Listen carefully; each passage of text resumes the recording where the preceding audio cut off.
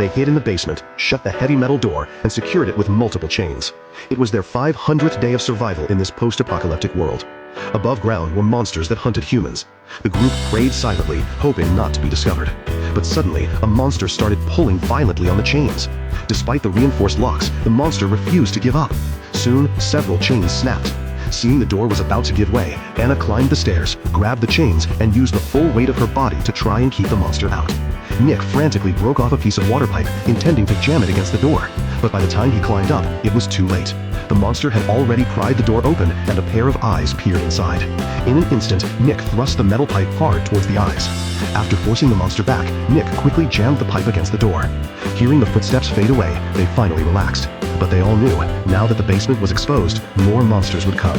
They sat despairingly on the stairs, clinging to the slim hope that the monsters had left for good.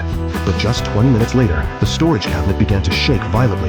The sound of chaotic footsteps grew closer. The monsters had gathered and returned. They launched an attack on the metal door. As the door fell away, dozens of eyes appeared in the darkness. Nick immediately led his family into the storage room. To slow the monsters down, they set the curtains on fire and pushed a cabinet into the hallway.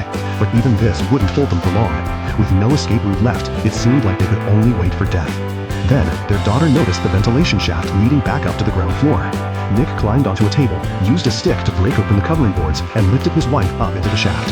Fortunately, the monsters had all entered through the main basement entrance, so the area above was now clear. It was the perfect chance to escape. He turned and pulled his daughter up as well.